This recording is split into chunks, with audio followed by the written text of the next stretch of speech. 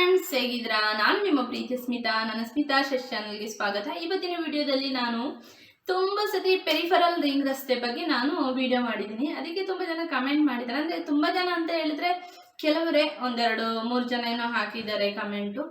ಅವ್ರಿಗೇನು ಕಮೆಂಟ್ ಹಾಕೋರಿಗೆ ಹಾಕ್ತಾರೆ, ನಾನು ಅದ್ರ ಬಗ್ಗೆ ತಲೆ ಕೆಡಿಸ್ಕೊಳ್ಳಲ್ಲ. ಆದರೂ ಅವ್ರು ಹೇಳ್ತಿರೋ ಒಂದು ಅಭಿಪ್ರಾಯ, ನಿಮಗೇನು ವಿಷಯನೇ ಗೊತ್ತಿಲ್ಲ, ನೀವು ಹಾಕ್ತಿದ್ದೀರಾ ವಿಡಿಯೋನ ಈ ರೀತಿ, ಏನು ವಿಷಯ ಗೊತ್ತಿಲ್ಲ ಅಂತೆಲ್ಲ ಕೆಲವ್ರು ಹೇಳ್ತಿದ್ರು. ಅಂದರೆ ನನ್ನ ಪ್ರಕಾರ ಇದು ನಮಗೆ ಗೊತ್ತಿರೋರಿಂದನೇ ಏನೋ ಹಿತಶತ್ರುಗಳು ಅಂತ ಇರ್ತಾರಲ್ಲ, ಒಬ್ರು ಬೆಳೀತಾ ಇದ್ರೆ ತುಳಿಯೋಕ್ಕೆ ಬರ್ತಾರ ಅಂತಲ್ಲ ಹಿಂದಿಂದ, ಆ ರೀತಿನೇ ಅಂದರೆ 100% ಅವರೇ ಇರ್ತಾರೆ. ನಮಗೆ ಗೊತ್ತಿರೋರು ಯಾರೋ ಈ ರೀತಿ ಮೆಸೇಜ್ ಮಾಡ್ತಾ ಇರ್ಬೋದು ನಮ್ಮ ಒಂದು ವಿಡಿಯೋ ಅವ್ರಿಗೆ ಹೋದಾಗ. ಅದೇನು ಮಾಡೋಕ್ಕಾಗಲ್ಲ. ಇವಾಗ ಎಲ್ಲೋದ್ರೂ ಕೂಡ ಹಿತಶತ್ರುಗಳು ಅಂತ ಇದ್ರೇನೆ ಅಲ್ವಾ ನಾವು ಕೂಡ ಬೆಳೆಯೋದು ಜಾಸ್ತಿ ಆಗ್ತೀವಿ ಅಲ್ವಾ. ಇನ್ನೊಂದು ಹೇಳ್ಬೇಕಂದ್ರೆ ಅವ್ರಿಗೂ ಅಷ್ಟೇ ಬುದ್ಧಿ ಇರಬೇಕು. ಒಬ್ರು ಬೆಳೀತಾ ಇದ್ದಾರೆ, ಒಬ್ರು ಒಳ್ಳೇದಾಗ್ತಿದೆ ಅವರಿಗೆ ಅಂತೇಳಿ ಅವ್ರನ್ನ ತುಳಿಯೋಕ್ಕೆ ನೋಡಬಾರ್ದು. ಯಾಕಂದ್ರೆ ಅವರು ನೀವು ಎಷ್ಟೇ ತುಳಿದ್ರು ಅವ್ರು ಬೆಳಿತಾನೆ ಹೋಗ್ತಾರೆ ಹೊರತು ನೀವೆಲ್ಲಿರ್ಬೇಕು ಅಲ್ಲೇ ಇರ್ತೀರಾ, ಅಷ್ಟೇ ನಾನು ಹೇಳಬಲ್ಲೆ ಅವರಿಗೆ. ಮತ್ತು ಅವರು ಹೇಳ್ತಾರೆ ನಿಮ್ಗೇನು ವಿಷಯ ಗೊತ್ತು ನಮ್ಮ ಲೇಔಟ್ ಬಗ್ಗೆ, ನಮ್ಮ ಒಂದು ಜಾಗದ ಬಗ್ಗೆ ನನಗೆ ಗೊತ್ತಿಲ್ಲದೆ ನಿಮಗೆ ಗೊತ್ತಿರುತ್ತಾ? ಅದು ಹೇಳಿ ಫಸ್ಟ್ ಆಫ್ ಆಲ್. ಇವಾಗ ಇಲ್ಲಿರೋರು ರೈತರು ಅಂತ ನನಗೆ ಗೊತ್ತು. ಈ ಒಂದು ಲ್ಯಾಂಡಿಗೆ ಕೊಟ್ಟಿದ್ದಾರೆ, ಸರ್ವೆ ನಂಬರ್ ಬಂದಿದೆ, ಪ್ರತಿಯೊಂದು ಇನ್ಫಾರ್ಮೇಷನ್ ನಾನು ಹಾಕಿದ್ದೀನಿ. ಇವಾಗ ನಮಗೆ ಈ ಕಡೆ ಬಂದಿದ್ದಕ್ಕೆ ಅಲ್ವಾ ನಾನು ಕೂಡ ನಿಮ್ಮ ಹತ್ರ ಶೇರ್ ಮಾಡಿರೋಂಥದ್ದು. ನಾನು ಒಂದು ಯೂಟ್ಯೂಬ್ ಚಾನಲಲ್ಲಿ ಇದ್ರ ಬಗ್ಗೆ ಹೇಳ್ತಿರೋವಂಥದ್ದು. ಇಲ್ಲಾಂದರೆ ನಾನು ವ್ಲಾಗು ಈ ರೀತಿ ನಾರ್ಮಲ್ ಆಗಿ ವಿಡಿಯೋವನ್ನು ಮಾಡ್ತಿದ್ದೆ. ಯಾಕೆ ಹೇಳಿದೆ, ನಮಗೂ ಬರೀ ಇದೆ, ನಮಗೂ ಟೆನ್ಷನ್ ಇದೆ. ನಿಯರಲ್ಲಿ ರೋಡ್ ಬಂದಿದೆ, ಆ ಕಡೆ ಕೂಡ ಪಕ್ಕದಲ್ಲಿ ಕೂಡ ರೋಡ್ ಬಂದಿದೆ, ಅಲ್ಲೇ ರೋಡ್ ತಗೊಳ್ತಾ ಇದ್ದಾರೆ. 8 ಲೇಯರ್ ಅಂತ ಹೇಳ್ತಾರೆ, 8 ಲೇಯರ್ ಅಂತ ಹೇಳ್ತಾ ಇದ್ದಾರೆ. ಬಂದಾಗ ನಮ್ಮದು ಹೋಗ್ಬೋದು, ನಾವು ಮಿಡ್ಲಲ್ಲಿ ಇದ್ದೀವಿ. ಈ ರೀತಿ ಪ್ರಾಬ್ಲಮ್ಗಳಿದೆ ನಮಗೂ. ಇವಾಗ ಸರ್ವೆ ನಂಬರ್ ಬರದೇ ಇರ್ಬೋದು, ಬಟ್ ನಮಗೆ ಇದು ಒಂದು ನೋಡ್ತಾ ಇದ್ರೆ, ಅವ್ರು ಕೊಟ್ಟಿರುವಂಥದ್ದೆಲ್ಲ ನೋಡ್ತಾ ಇದ್ರೆ ಪ್ಲಾನ್ ಪ್ರಕಾರ ನಮ್ಮದು ಹೋಗ್ಬೋದು ಅಂತ ಇದೆ. ನಮಗೂ ಟೆನ್ಷನ್ ಇದೆ, ನಮಗೂ ವರಿ ಇದೆ. ಅದನ್ನ ನಿಮಗೇನಾದರೂ ಗೊತ್ತಾ? ನೀವು ಕಮೆಂಟ್ ಹಾಕಿ ಆರಾಮ್ಸೆ ಇದ್ಬಿಡ್ತೀರಾ, ನಿಮಗೇನು ಗೊತ್ತಿಲ್ಲ. ಇವಾಗ ನಮ್ಮ ಲೇಔಟ್ ಬಗ್ಗೆ ನಮಗೆ ಗೊತ್ತಿರುತ್ತೆ, ನಿಮ್ಮ ಅಭಿಪ್ರಾಯ ನಿಮಗೆ ಓಕೆ, ಅದರಲ್ಲೇನು ತೊಂದರೆ ಇಲ್ಲ. ನಿಮ್ಮ ಮೆಸೇಜ್ ಹಾಕಿದ್ದೀರಾ, ಏನು ವರಿ ಇಲ್ಲ, ನನಗೇನು ಟೆನ್ಷನ್ ಮಾಡ್ಕೊಂಡಿಲ್ಲ. ಆದರೆ ನಾನು ಏನಂತ ವಿವರವಾಗಿ ಹೇಳ್ತಾ ಇದ್ದೀನಿ, ನಮಗೆ ಮಾಹಿತಿ ಗೊತ್ತಿದೆ, ಯಾವುದೇ ಕಾರಣಕ್ಕೂ ನಾನು ಯೂಟ್ಯೂಬನಲ್ಲಿ ಶೇರ್ ಮಾಡ್ತಾ ಇಲ್ಲ. ಮಾಹಿತಿ ಗೊತ್ತಿದ್ದಕ್ಕೆ ನಾನು ಯೂಟ್ಯೂಬಲ್ಲಿ ಶೇರ್ ಮಾಡ್ತಾ ಇದ್ದೀನಿ. ಇದರಿಂದ ಜನಗಳಿಗೂ ಹೆಲ್ಪ್ ಆಗಲಿ. ಇಲ್ಲಿ ಎಷ್ಟೋ ಜನ ರೈತರಿದ್ದಾರೆ, ಪಾಪ ಎಲ್ಲರೂ ವಿದ್ಯೆ ಕಲ್ತಿರ್ತಾರಾ, ಎಲ್ಲರಿಗೂ ಅಷ್ಟೊಂದು ಗೊತ್ತಿರುತ್ತೆ. ಏನೋ ಒಂದು ವಿಡಿಯೋ ನೋಡಿದಾಗ ಅವ್ರಿಗೊಂದು ತಿಳುವಳಿಕೆ ಗೊತ್ತಾಗುತ್ತೆ. ಇಲ್ದಿದ್ರೆ ಕೆಲವರು ಏನು ಮಾಡ್ತಾರೆ, ನೋಡೋಣ, ಪಾಪ ಅವ್ರಿಗೆ ಟೆನ್ಷನ್ ಇದೆ, ಇವಾಗ ಕ್ಯೂರಿಯಾಸಿಟಿ ಇದೆ, ಏನಾಗುತ್ತೆ ಅಂತ ತುಂಬ ಜನ ವಿಡಿಯೋ ಸರ್ಚ್ ಮಾಡ್ತಾ ಇರ್ತಾರೆ. ಅಂಥವ್ರಿಗೆ ಏನು ಮಾಹಿತಿ ಗೊತ್ತಿರಲ್ಲ ಅಂತವ್ರು ತಿಳ್ಕೊಳ್ತಾರೆ. ಇಂಥ ಒಂದು ವಿಡಿಯೋ ಹಾಕಿದಾಗ ಪ್ರತಿಯೊಂದು ನಾವು ಒಂದೊಂದು ಬಿಡಿಯಾಗಿ 1 ಭಾಗ 2 ಭಾಗ ಈ ರೀತಿ ಮಾಡಿ ನಾವು ಒಂದು ವಿಡಿಯೋನ ಮಾಡ್ತಾ ಇದ್ದೀವಿ.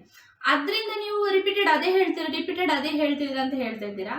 ಆ ರೀತಿ ಕೆಲವರಿಗೆ ತಿಳ್ಕೊಳ್ಳಿಲ್ಲದವರಿಗೆ ತಿಳ್ಕೊಳ್ಳಿ, ಅವರಿಗೂ ಕೂಡ ರೀಚ್ ಆಗಲಿ. ಆ ರೀತಿ ರೀಚ್ ಆಗಿರೋದ್ರಿಂದ ನಮಗೆ ಸಬ್ಸ್ಕ್ರೈಬರು ಆಗ್ತದೆ, ವ್ಯೂಸು ಬರ್ತದೆ. ಆ ಒಂದು ಕಾರಣಕ್ಕೆ ಅಲ್ಲ ನಾನು ಮಾಡ್ತಾ ಇರೋದು. ಸಬ್ಸ್ಕ್ರೈಬರ್ ಆಗ್ತಿದ್ದಾರೆ, ವ್ಯೂಸ್ ಆದರೆ ಕೆಲವರು ಅದನ್ನು ಕೂಡ ಹೇಳ್ತಾರೆ, ವ್ಯೂಸ್ ಆಗ್ತಾ ಇದ್ದಾರೆ ಅಂತ. ಸಬ್ಸ್ಕ್ರೈಬರ್ ಅಂತ ಹೇಳಲಿಲ್ಲ, ವ್ಯೂಸ್ ಹಾಕ್ತಿದ್ದಾರೆ ಅಂತ, ಅದಕ್ಕೋಸ್ಕರ ನೀವು ವಿಡಿಯೋನ ಅಪ್ಲೋಡ್ ಮಾಡ್ತಾ ಇದ್ದೀರಾ ಅಂತ ಆ ಥರ ತಪ್ಪಾಗಿ ತಿಳ್ಕೊಳ್ಬೇಡಿ. ಯಾಕಂದರೆ ನಮ್ಮ ಲೇಔಟ್ ಬಗ್ಗೆ ನಮಗೆ ಪ್ರಾಬ್ಲಮ್ ಆಗಿರೋದು, ನಾವು ಅರಿಯಲ್ಲಿ ಇರೋದು, ನೀವಲ್ಲ. ನಿಮಗೆ ಗೊತ್ತಿಲ್ಲ ಈ ಸ್ಟ್ರಗಲ್ಲು, ಎಷ್ಟು ಕಷ್ಟಪಟ್ಟು ಇಲ್ಲಿ ಮನೆ ಕಟ್ಟಿರ್ತಾರೆ, ಎಷ್ಟು ಕಷ್ಟಪಟ್ಟು ಈ ಒಂದು ಲ್ಯಾಂಡ್ನ ತಗೊಂಡಿರ್ತಾರೆ, ಮತ್ತು ಎಷ್ಟು ಪೂರ್ವಾಜತ್ ಆಸ್ತಿ ಅಂದರೂ ಕೂಡ ಅವರ ಅಪ್ಪ, ಇವಾಗ ಒಬ್ಬರು ಮೆಸೇಜ್ ಹಾಕಿದ್ರು, ಒಳ್ಳೆ ಮೆಸೇಜ್ ಹಾಕಿದ್ದಾರೆ, ಅವರ ತಂದೆ ಎಷ್ಟು ಕಷ್ಟಪಟ್ಟು ಸಂಪಾದನೆ ಮಾಡಿರುವಂತಹ ಒಂದು ಪೂರ್ವಾಜಿತ ಆಸ್ತಿ ಇರ್ಬೋದು ಹೇಳಿ. ಅವರಿಗೆ ಹೋಗುವ ಹೊಟ್ಟೆ ಉರಿಯಲ್ಲ, ಅವರು ಕಣ್ಣಾರೆ ನೋಡಿರ್ತಾರಲ್ಲ ಚಿಕ್ಕವರಿಂದ ಅಪ್ಪ ಎಷ್ಟು ಕಷ್ಟಪಟ್ಟಿರ್ತಾರಂತ. ಇವಾಗ ನಮ್ಮ ತಂದೆ ತಾಯಿ ಎಷ್ಟು ಕಷ್ಟಪಟ್ಟಿರ್ತಾರೆ ನಮಗೆ ಗೊತ್ತಿರುತ್ತಲ್ಲ, ಅದೇ ರೀತಿ ಅವರು ಕಳ್ಕೊಂಡಾಗ ಕೂಡ ಅವ್ರಿಗೊಂದು ನೋವಾಗುತ್ತೆ. ಇವಾಗ ನಮ್ಮ ಒಂದು ಮನೆ ನಿಯರ್ ಇದೆ, ನಮ್ಮದು ಒಂದು ಡೆಮೊಲಿಷ್ ಮಾಡುವಾಗ ನಮಗೆ ಯಾವ ರೀತಿ ಆಗ್ಬೋದು ಹೇಳಿ, ಎಷ್ಟು ಕಷ್ಟ ಬಿದ್ದಿರ್ತೀವಿ ಹೇಳಿ ನಾವು ಈಗ ಒಂದು ಮನೆಗೋಸ್ಕರ. ಇವಾಗ ರೀಸೆಂಟಾಗಿ ನಾನು ಆಲ್ರೆಡಿ ವಿಡಿಯೋ ಎಲ್ಲ ಶೇರ್ ಮಾಡಿದ್ದೀನಿ. ಈ ರೀಸೆಂಟಾಗಿ ನಾವು ಒಂದು ಇಂಟೀರಿಯರ್ ವರ್ಕ್ ಎಲ್ಲ ಮಾಡಿದ್ದೀವಿ. ಇವಾಗ ಆ ರೀತಿ ಆದಾಗ ನಮ್ಗೆ ಈ ವಿಷಯನೇ ಗೊತ್ತಿಲ್ಲ. ಈ ಥರ ವಿಷಯ ಗೊತ್ತಿದ್ರೆ ನಾವು ಮಾಡಿಸ್ತಾನೆ ಇರಲಿಲ್ವೇನೋ, ಆಮೇಲೆ ಮಾಡಿಸ್ತಾ ಇದ್ವು. ಬಟ್ ಸಡನ್ ಆಗಿ ನಾವು ಮಾಡಿಸ್ಬಿಟ್ಟಿದ್ವಿ. ಇವಾಗ ಸಡನ್ ಆಗಿ ಈ ರೀತಿ ನೋಟಿಸ್ ಎಲ್ಲ ಬಂದಿದೆ. ಯಾರಿಗೆ ಭಯ ಆಗಲ್ಲ, ಯಾರಿಗೆ ವರಿ ಆಗಲ್ಲ. ಈ ಒಂದು ಇನ್ಫಾರ್ಮೇಷನ್ ಮತ್ತು ನಮ್ಮ ಒಂದು ಲೇಔಟ್ಗೆಲ್ಲ ಪ್ರಾಬ್ಲಮ್ ಬಂದಿರೋದ್ರಿಂದ ನಮಗೆ ತಾನೇ ಗೊತ್ತಿರಬೇಕು. ಬಟ್ ನಿಮ್ಗೆ ಗೊತ್ತಿರುತ್ತಾ? ಇಲ್ಲ, ನೀವೇನೋ ಕೂತ್ಕೊಂಡು ಎಲ್ಲೋ ಕಮೆಂಟ್ ಮಾಡಿಬಿಡ್ತೀರಾ, ನಿಮ್ಗೆ ಗೊತ್ತಿಲ್ಲ, ನೀವು ಇನ್ಫಾರ್ಮೇಷನು ಈ ರೀತಿ ಕೊಡ್ತಾ ಇದ್ದೀರಾ, ಆ ರೀತಿ ಕೊಡ್ತಾ ಇದ್ದೀರಾ, ಮತ್ತು ರಿಪೀಟೆಡ್ ಹೇಳ್ತಾ ಇದ್ದೀರಾ. ರಿಪೀಟೆಡ್ ಅಂದರೆ ಒಂದೊಂದು ಭಾಗವಾಗಿ ನಾನು ಹೇಳ್ತಾ ಇದ್ದೀನಿ. ಗೊತ್ತಿಲ್ಲದವರು ತಿಳ್ಕೊಳ್ಳಿ. ನಿಮ್ಗೆ ಗೊತ್ತಿದ್ರೆ, ನೀವು ತಿಳುವಳಿಕೆ ಇರೋರು ಆದರೆ, ನೀವು ಬುದ್ಧಿ ಇರೋರು ಬಿಟ್ಟಾಕಿ, ಯಾಕೆ ತಲೆ ಕೆಡಿಸ್ಕೊಳ್ತೀರಾ ಅದ್ರ ಬಗ್ಗೆ? ಓಕೆ, ನೀವು ನೋಡಲೇಬೇಡಿ, ಸಬ್ಸ್ಕ್ರೈಬರ್ ಆಗಬೇಡಿ, ಅನ್ಸಬ್ಸ್ಕ್ರೈಬರ್ ಆಗಬೇಡಿ. ಯಾರು ಹೇಳಿದ್ದು? ನಮಗೇನೋ ಆ ರೀತಿ ಇಲ್ಲಲ್ಲ, ನೀವು ನೋಡಿ ಅಂತ ನಾವೇನು ಕರೆದಿಲ್ಲ. ನೀವೇ ಬರ್ತೀರಾ, ನೀವೇ ನೋಡ್ತೀರಾ. ಓಕೆ ವ್ಯೂಸು ಇನ್ನೊಂದು ಹೇಳ್ಬೇಕಂದ್ರೆ ಅಂದರೆ ನಿಮ್ಗೆ ಇಷ್ಟ ಇಲ್ವಾ, ನೀವು ನೋಡೋಕೆ ಹೋಗ್ಬೇಡಿ, ಅನ್ಸಬ್ಸ್ಕ್ರೈಬರ್ ಆಗಿ, ನಮಗೇನು ಬೇಜಾರಿಲ್ಲ. ಯಾಕಂದರೆ ಯಾರಿಗೆ ಇದ್ರ ಬಗ್ಗೆ ಮಾಹಿತಿ ಬೇಕು ಅವ್ರು ಖಂಡಿತವಾಗಿಯೂ ನೋಡ್ತಾರೆ. ಅವ್ರು ಲೈಕ್ ಮಾಡಿದ್ದಾರೆ, ಶೇರ್ ಮಾಡಿದ್ದಾರೆ, ಸಬ್ಸ್ಕ್ರೈಬ್ ಮಾಡಿದ್ದಾರೆ, ನಮ್ಮನ್ನು ಅಪ್ರಿಷಿಯೇಟ್ ಮಾಡಿದ್ದಾರೆ ಅಂತ ಜನ ಬೇಕಲ್ವ ನಮಗೆ. ನಮಗೆ ಹಿತಶತ್ರುಗಳೇ ಇರ್ತಾರಲ್ಲ ಅಂಥವ್ರ ಕಡೆಯಿಂದನೇ ಕಮೆಂಟ್ಗಳು ಬರುವಂಥದ್ದು ಅಂತ ನಾನು ತಿಳ್ಕೊಂಡಿದ್ದೀನಿ. ಯಾಕಂದರೆ ಒಬ್ರು ಬೆಳೀತಾ ಇರುವಾಗ ನೋಡ್ತಾ ಇರುವಾಗ ತುಳಿಯೋಕೆ ಇರ್ತಾರೆ ಜನ ಅಲ್ವಾ. ಇನ್ನೊಂದು ಹೇಳ್ಬೇಕು, ನೀವು ಎಷ್ಟೇ ತುಳಿದ್ರು ಕೂಡ ಅವ್ರು ಬೆಳಿತಾನೆ ಇರ್ತಾರೆ. ತುಳಿದವ್ರು ಎಲ್ಲಿರ್ತೀರಾ, ನೀವು ಅಲ್ಲೇ ಇರ್ತೀರಾ. ಬೆಳೆಯೋರು ಬೆಳೆದೇ ಬೆಳೀತಾರೆ. ಯಾಕಂದ್ರೆ ಅವ್ರದೇ ಒಂದು ಟ್ಯಾಲೆಂಟ್ ಇರುತ್ತೆ, ಅವ್ರದೇ ಒಂದು ಅಭಿಪ್ರಾಯಗಳಿರುತ್ತದೆ, ಅವ್ರದೇ ಒಂದು ಮೈಂಡ್ ಸೆಟ್ ಇರುತ್ತೆ, ನಿಮ್ಮದೇ ಒಂದು ಮೈಂಡ್ ಸೆಟ್ ಇರುತ್ತೆ, ನಿಮ್ಮದೇ ಒಂದು ಅಭಿಪ್ರಾಯಗಳಿರುತ್ತೆ. ಆ ರೀತಿ ಅವರವರ ಜೀವನ ಅವರಿಗೆ ಗೊತ್ತು. ಇವಾಗ ನೀವು ಹೇಳ್ತೀರಾ ಒಂದು ಲ್ಯಾಂಡ್ ಬಗ್ಗೆ ನಿಮಗೇನು ಗೊತ್ತಿಲ್ಲ ಅಂತ. ಇವಾಗ ನನ್ನ ಮನೆ ನಾವೆಷ್ಟು ಕಷ್ಟಪಟ್ಟಿದ್ದು ಅಂತ ನಮಗೆ ಗೊತ್ತು. ನಿಮಗೆ ಗೊತ್ತಾ? ಕೆಲವರು ಇಲ್ಲಿ ಎಷ್ಟು ಜನ ಕಣ್ಣೀರು ಹಾಕ್ತಿದ್ದಾರೆ ನಿಮಗೆ ಗೊತ್ತಾ? ನಾವು ಕಣ್ಣಲ್ಲೇ ನೋಡಿದ್ದೀವಿ ಅದನ್ನ. ಡೆಮೊಲಿಸ್ಟ್ ಮಾಡ್ತಾ ಇದ್ದಾರೆ ನಿಮಗೆ ಗೊತ್ತಾ? ನಾವು ಕಣ್ಣಲ್ಲೇ ನೋಡಿದ್ದೀವಿ ಅದನ್ನ. ನಾವು ಅವ್ರ ಹತ್ರ ಮಾತಾಡಿದ್ದೀವಿ, ಒಪಿನಿಯನ್ನ ತಿಳ್ಕೊಂಡಿದ್ದೀವಿ, ಏನು ನಡೀತಿದೆ ಏನು ಪ್ರತಿಯೊಂದೂ. ಅವರು ಅಳ್ತಿರುವಂಥದ್ದು, ಊಟ ಮಾಡದೇ ಇರುವಂಥದ್ದು ನಿಮಗೆ ಗೊತ್ತಾ? ನಮಗೆ ತಾನೇ ಗೊತ್ತಿರುವಂಥದ್ದು, ನಿಯರ್ ಇರೋರಿಗೆ ತಾನೇ ಗೊತ್ತಿದ್ದಕ್ಕೆ ನಾವು ಇನ್ಫಾರ್ಮೇಶನ್ ಕೊಡ್ತಾ ಇದ್ದೀವಿ. ಕೆಲವರು ಇದನ್ನ ಮಿಸ್ಅಂಡರ್ಸ್ಟ್ಯಾಂಡಿಂಗ್ ಮಾಡ್ಕೊಳ್ತಾ ಇದ್ದಾರೆ, ಕೆಲವರು ಇದನ್ನ ಮಿಸ್ಅಂಡರ್ಸ್ಟ್ಯಾಂಡ್ ಮಾಡ್ಕೊಳ್ತಾ ಇದ್ದಾರೆ. ಅದಕ್ಕೇನು ಮಾಡೋಕ್ಕಾಗಲ್ಲ. ವ್ಯೂಸ್ಗೋಸ್ಕರ ಅಲ್ಲ ನಾವು ಮಾಡ್ತಿರೋದು. ಏನಂದರೆ ಜನಗಳಿಗೆ ಇನ್ಫಾರ್ಮೇಶನ್ ಗೊತ್ತಿಲ್ಲ ಅಂದರೆ ಗೊತ್ತಾಗಲಿ, ತಿಳ್ಕೊಳ್ಳಿ ಅಂತ ಹೇಳ್ಬಿಟ್ಟು ಪಾಪ ಅವರು ಕೂಡ ಸರ್ಚ್ ಮಾಡ್ತಾ ಇರ್ತಾರೆ, ಏನಾಗ್ತಿದೆ ಏನಾಗಿದೆ. ಕೆಲವ್ರಿಗೆ ಇನ್ನೂ ಕೂಡ ಗೊತ್ತಾಗ್ತಾ ಇರಲ್ಲ. ಅದರಿಂದ ಅವ್ರಿಗೊಂದು ಇನ್ಫಾರ್ಮೇಶನ್ ಸಿಗಲಿ ಅಂತ ನಾನು ಈ ವಿಡಿಯೋನ ಮಾಡ್ತಿರುವಂಥದ್ದು. ಮತ್ತು ನಾವು ಕಷ್ಟಪಟ್ಟಿರೋದು ನಿಮ್ಗೆ ಗೊತ್ತಿಲ್ಲ. ನಾನೊಂದು ಕೆಲವೊಂದು ವಿಡಿಯೋದಲ್ಲಿ ಹೇಳಿದ್ದೇನೆ, ನಾವೇನು ಕಷ್ಟಪಟ್ಟಿದ್ದೀವಿ ಒಂದು ಮನೆಗೋಸ್ಕರ ಅಂತ ಹೇಳ್ಬಿಟ್ಟು ನಾನು ಒಂದು ವಿಡಿಯೋದಲ್ಲಿ ಶೇರ್ ಮಾಡ್ತೀನಿ ಅಂತ ಹೇಳಿದ್ದೆ. ಆಲ್ರೆಡಿ ಇವಾಗ ಒಂದು ಟೈಮ್ ಬಂದಿದ್ದೇನೋ ಶೇರ್ ಮಾಡೋಣ ಅದ್ರ ಬಗ್ಗೆ ಅಂತ ಹೇಳ್ತಾ ಇದ್ದೀನಿ. ಶಾರ್ಟಾಗಿ ಹೇಳ್ತೀನಿ ನೋಡಿ. ಈ ಒಂದು ಮನೆ ಕಟ್ಟಬೇಕಾದ್ರೆ ನಾವು ತುಂಬ ಕಷ್ಟ ಬಿದ್ದಿದ್ವಿ, ಹಸ್ಬೆಂಡ್ ಆ್ಯಂಡ್ ವೈಫ್. ನಮ್ಮ ಹಸ್ಬೆಂಡ್ ಫಸ್ಟು ಡ್ರೈವಿಂಗ್ ಫೀಲ್ಡಲ್ಲಿ ಇದ್ದರು.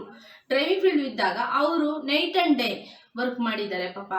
ಹಗಲು ರಾತ್ರಿ ಅಂದರೆ ಕಷ್ಟಪಟ್ಟು ದುಡ್ದು ಬೆವರು ಸುರಿಸಿದಂಥ ದುಡ್ಡು ಇದು.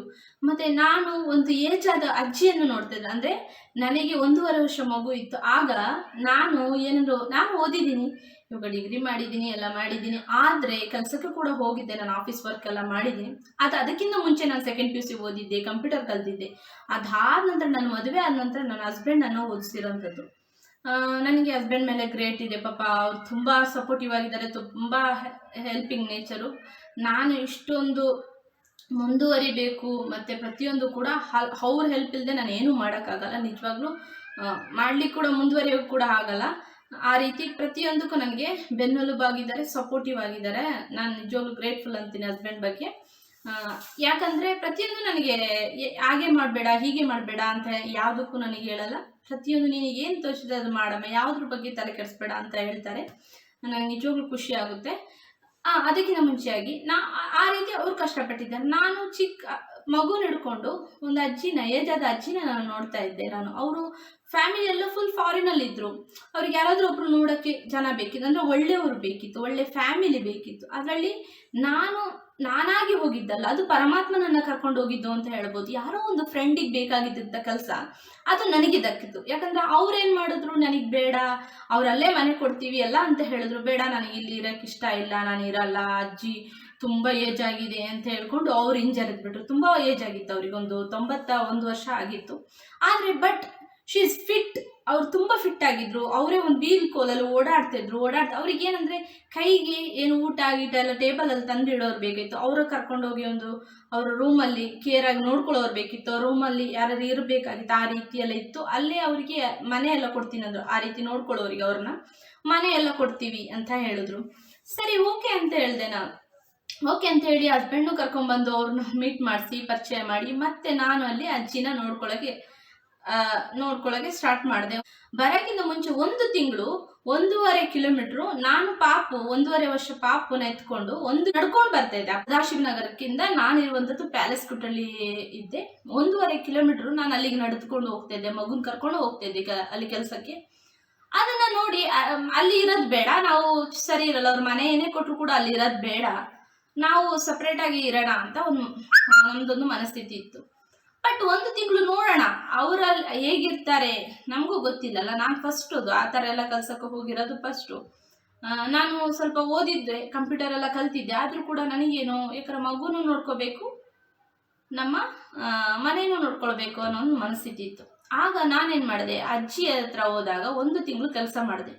ಆಮೇಲೆ ನನಗೂ ಓಕೆ ಸೆಟ್ ಆಯಿತು, ಅವ್ರಿಗೂ ಸೆಟ್ ಆಯಿತು. ಓಕೆ, ಒಳ್ಳೆ ಹುಡುಗಿ, ಚೆನ್ನಾಗಿ ನಾನು ನೋಡ್ಕೊಳ್ತಾಳೆ ಅಂತ ಒಂದು ಭರವಸೆ ಅವ್ರಿಗೆ ಬಂತು. ನನಗೂ ಒಂದು ಭರವಸೆ ಬಂತು, ಬಂದು ಇಲ್ಲಿರ್ಬೋದು, ಚೆನ್ನಾಗಿ ಒಳ್ಳೆ ನೋಡ್ಕೊಳ್ತಾರೆ, ನಮ್ಮನ್ನ ಪ್ರೀತಿಯಿಂದ ಇರ್ತಾರೆ, ನಮ್ಮನ್ನ ಕೆಲಸದವರಾಗಿ ಟ್ರೀಟ್ ಮಾಡಲ್ಲ ಅಂತ. ಈಗ ನಾವು ಕೂಡ ಹಾಗೆ ಇದ್ವು, ಅವ್ರು ಕೂಡ ಹಾಗೆ ಇದ್ವು. ಓಕೆ ಅಂತ ಅಲ್ಲಿ ನಾವು ಆಮೇಲೆ 1 ತಿಂಗಳಾಗಿ ನಾನು 1 ತಿಂಗಳಿಂದ ಆ ಚಿಕ್ಕ ಮಗುನ ಹಿಡ್ಕೊಂಡು ಎಷ್ಟು 1.5 ಕಿಲೋಮೀಟರ್ ನಡ್ಕೊಂಡೋಗಿ ನಡ್ಕೊಂಡು ಬರ್ತಾ ಇದ್ದೆ. ಮಗುನ ಎತ್ಕೊಂಡು ಅಜ್ಜಿನೇ ನೋಡ್ಕೊಳ್ಬೇಕು, ಅಲ್ಲಿ ಊಟ ಎಲ್ಲ ಕೊಡಬೇಕು. ಊಟ ಎಲ್ಲ ಮಾಡಾದ ನಂತರ ಆಮೇಲೆ ನಾನು ಮಧ್ಯಾಹ್ನ ಬರ್ತಾ ಇದ್ದೆ. ಯಾಕಂದರೆ ನನಗೂ ಅವರು ಸೆಟ್ ಆಗಬೇಕು, ನಾನು ಅವ್ರನ್ನ ತಿಳ್ಕೊಳ್ಬೇಕು, ಅವರು ನನ್ನ ತಿಳ್ಕೊಳ್ಬೇಕಲ್ಲ. ಆ ಒಂದು ರೂಲ್ಸು ನಾನು ಹೇಳಿದೆ, ಅವರು ಹೇಳಿದ್ರು ಓಕೆ ಅಂತ ಹೇಳಿದು ಒಪ್ಕೊಂಡ್ರು. 1 ತಿಂಗಳಾದ ನಂತರ ಅವ್ರಿಗೆ ನಾನು ತುಂಬ ಇಷ್ಟ ಆಗಿ ನೀನು ಇಲ್ಲೇ ಬಂದುಬಿಡು ಅಂತ ಅವ್ರು ಕರೆದ್ರು. ಅಂದರೆ ನಮಗೆ 5000 ಸ್ಯಾಲ್ರಿ ಕೊಡ್ತೀವಿ ಈ ಥರ ನೋಡಿಕೊಂಡ್ರೆ ಅಂತ ಹೇಳಿದ್ರು. ಮನೆ ನಮಗೆ ಅಲ್ಲಿ ನನಗೆ 5,000 ಅಂತಿದ್ದು 9,000 ಸ್ಯಾಲ್ರಿ ಮಾಡಿದ್ರು ಒಂದು. ಮತ್ತು ನನಗೆ ಮೇಲ್ ಕಾಸೆಲ್ಲ ಕೊಡ್ತಿದ್ರು, ಡ್ರೆಸ್ ಎಲ್ಲ ಅವರೇ ತಗೊಡ್ತಿದ್ರು, ಪಾಪಗೂ ಕೊಡ್ತಿದ್ರು, ನನಗೂ ಕೊಡ್ತಿದ್ರು, ಹಸ್ಬೆಂಡ್ಗೂ ಕೊಡ್ತಿದ್ರು. ಅಂದರೆ ನಮ್ಮನ್ನು ಒಂಥರ ಕೆಲಸದವರಾಗಿ ಎಲ್ಲ ಟ್ರೀಟ್ ಮಾಡ್ತಿರ್ಲಿಲ್ಲ, ಒಂದು ಫ್ಯಾಮಿಲಿಯಾಗಿ ಟ್ರೀಟ್ ಮಾಡ್ತಿದ್ರು. ಅವ್ರು ಅಮೇರಿಕಾದಲ್ಲಿದ್ದು, ಫುಲ್ ಫ್ಯಾಮಿಲಿ ಅವ್ರದ್ದು ಅಮೇರಿಕಾದಲ್ಲಿದ್ದರು. ಅವರು ನಮ್ಮನ್ನ ತುಂಬ ಫ್ಯಾಮಿಲಿ ಥರ ಟ್ರೀಟ್ ಮಾಡಿದ್ರು, ಒಳಗೇನೆ ಇಟ್ಕೊಂಡು ನಮ್ಮನ್ನ ತುಂಬ ಚೆನ್ನಾಗಿ ನೋಡಿದ್ರು. ಊಟ ಪ್ರತಿಯೊಂದು ಕೂಡ ಅವ್ರ ಕಡೆಯಿಂದನೇ ನಮಗೆ ವ್ಯವಸ್ಥೆ ಇತ್ತು. ಆಮೇಲೆ ನಾನು ಏನು ಮಾಡಿದೆ, ಅಲ್ಲಿ ಒಬ್ರು ಕುಕ್ಕಿಂಗ್ ಬರ್ತಾಯಿದ್ರು, ಒಬ್ಬರ ಆಂಟಿ ಕುಕ್ಕಿಂಗ್ ಬರ್ತಾಯಿದ್ರು, ಅವ್ರಿಗೆ 5,000 ಕೊಡ್ತಾಯಿದ್ರು. ಅದನ್ನ ನೋಡಿದ್ರು ನನಗೆ ಚೆನ್ನಾಗಿ ಗೊತ್ತಲ್ಲ ಕುಕ್ಕಿಂಗ್, ನಾನೇ ಮಾಡ್ತೀನಲ್ಲ, ನನ್ನ ಒಂದು ಮನಸ್ಸಿಗೆ ಅಭಿಪ್ರಾಯ. ನಂದು ಅವ್ರ ಕೆಲಸ ತೆಗಿಬೇಕು ಅನ್ನೋ ಇಂಟೆನ್ಷನ್ ಇರಲಿಲ್ಲ, ಮನಸ್ಸಿಗೆ ಬಂತು, ಆದರೂ ಹೇಳ್ಕೊಂಡಿರಲಿಲ್ಲ. ಆದರೆ ಅಜ್ಜಿಗೆ ಏನನ್ನಿಸ್ತು, ನಾನು ನಮ್ಮ ಮನೇಲಿ ಏನಾದರೂ ಮಾಡಿದಾಗ, ಸ್ಪೆಷಲ್ ಮಾಡಿದಾಗ ಅಜ್ಜಿಗೆ ಹೋಗಿ ತಗೊಂಡೋಗಿ ಕೊಡ್ತಾ ಇದ್ದೆ ನಾನು. ಅದನ್ನ ನೋಡಿ ತುಂಬ ಖುಷಿ ಆಗ್ತಿತ್ತು, ತುಂಬ ಟೇಸ್ಟಲ್ಲಿ ತಿಂತಿದ್ರು. ನೀನು ಚೆನ್ನಾಗಿ ಮಾಡ್ತೀಯಲ್ಲ, ಬಾ ನೀನೇ ಮಾಡು, ನೀನೇ ಅಡುಗೆ ಮಾಡು, ಬೇಡ ಅಯ್ಯೋ ಅವ್ರೇನು ತಿಳ್ಕೊಳ್ತಾರೆ, ಅವ್ರ ಕೆಲಸ ನಾನು ತೆಗ್ದಾಗ ಏನೂ ಇಲ್ಲ, ನೀನು ಬಾ ನೀನೇ ಮಾಡು, ನನ್ನನ್ನು ನೋಡ್ಕೊಂಡು ನೀನು ಅಡುಗೆ ಎಲ್ಲ ಮಾಡು ಅಂತ ಹೇಳಿದ್ರು.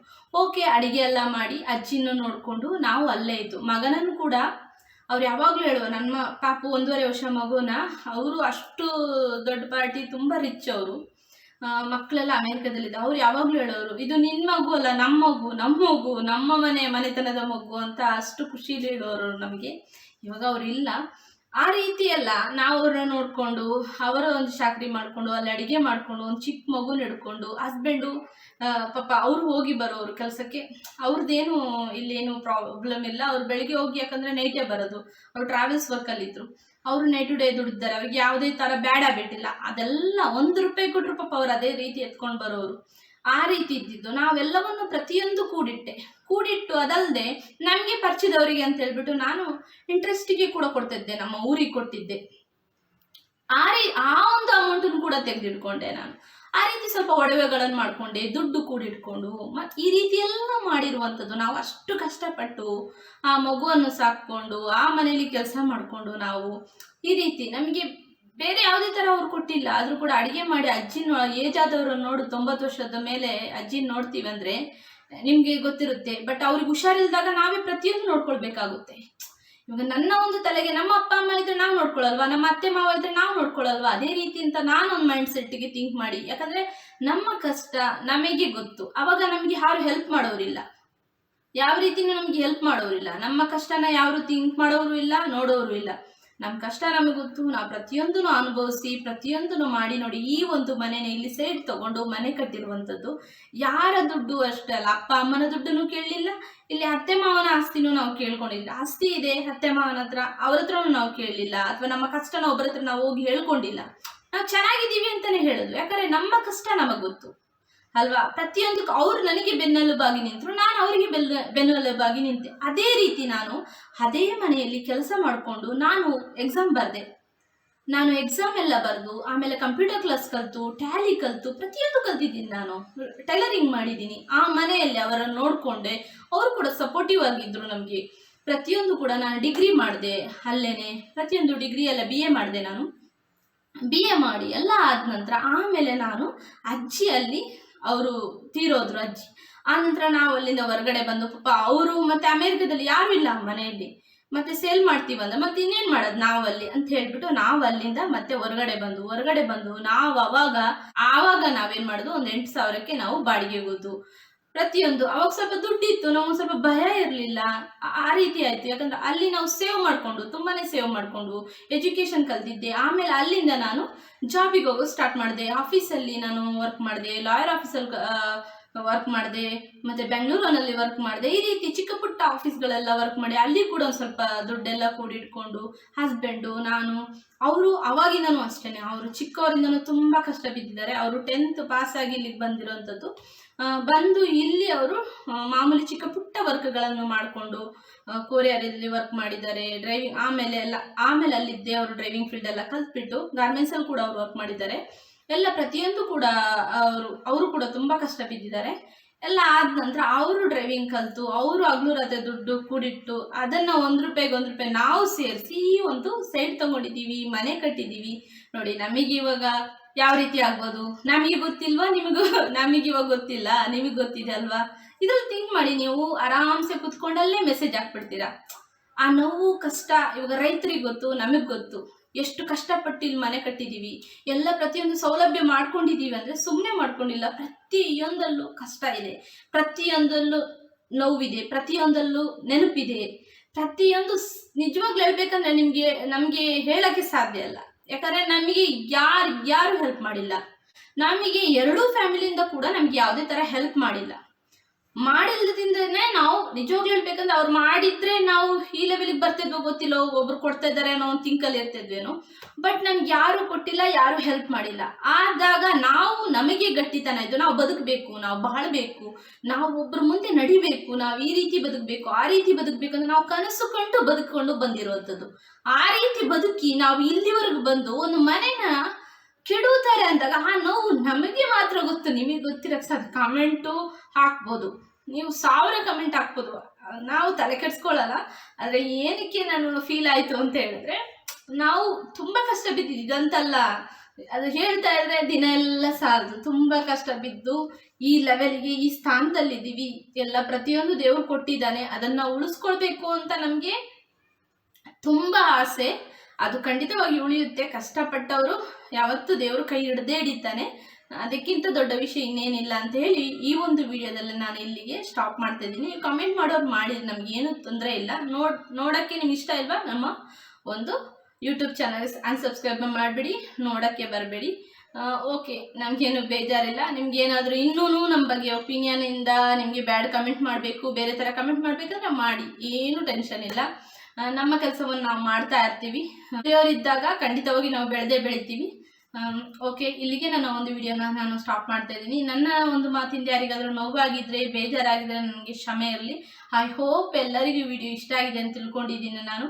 ಯಾಕಂದರೆ ನಮ್ಮ ಬಗ್ಗೆ ಗೊತ್ತಿಲ್ಲದವರು ತಿಳ್ಕೊಳ್ಳಿ, ಅಥವಾ ಒಂದು ವೇಳೆ ನಮಗೆ ಗೊತ್ತಿದ್ದು, ನಮ್ಮ ಬಗ್ಗೆ ಗೊತ್ತಿದ್ದು, ನಮ್ಮ ವರ್ತನೆ ಬಗ್ಗೆ ಗೊತ್ತಿದ್ದು ಕೂಡ ನೀವು ಈ ರೀತಿ ಕಮೆಂಟ್ ಮಾಡ್ತೀರಾ ಒಂದು ಹಿತಶತ್ರುಗಳಾಗಿ, ಅಥವಾ ನಮ್ಮ ಚೆನ್ನಾಗಿದ್ದು ನೀವು ಕಮೆಂಟ್ ಮಾಡ್ತೀರಾ ಅಂದರೆ ಏನು ಮಾಡೋಕ್ಕಾಗಲ್ಲ. ಅದು ನಿಮ್ಮ ಒಂದು ಒಪಿನಿಯನ್, ನಿಮ್ಮ ಒಂದು ತಲೆಯಲ್ಲಿ ಏನು ತುಂಬ್ಕೊಂಡಿದೆ ನಮಗೂ ಗೊತ್ತಿಲ್ಲ.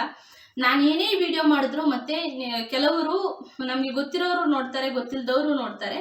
ನಾನು ಏನೇ ವಿಡಿಯೋ ಮಾಡಿದ್ರು ಕೂಡ ಕೆಲವರು ತಪ್ಪಾಗಿ ತಿಳ್ಕೊಳ್ಬಿಡ್ತಾರೆ. ಅವರಿಗೆ ಹೇಳ್ತಿದ್ದೀನೋ, ಅವರಿಗೆ ಏನೋ ಮಾಡ್ತಾರೆ. ಇಲ್ಲ, ನಾನು ಮೋಟಿವೇಟ್ ಆಗಿ ಮಾತಾಡ್ತಾ ಇರ್ತೀನಿ ಅಷ್ಟೇ. ಯಾರ ಬಗ್ಗೆನೂ ನಾನು ಥಿಂಕ್ ಮಾಡಲ್ಲ, ಯಾರ ಬಗ್ಗೆನೂ ಹೇಳಲ್ಲ. ಅವ್ರವ್ರ ಬಗ್ಗೆ ಥಿಂಕ್ ಮಾಡೋಕ್ಕೆ ನನಗೆ ಟೈಮೂ ಇಲ್ಲ.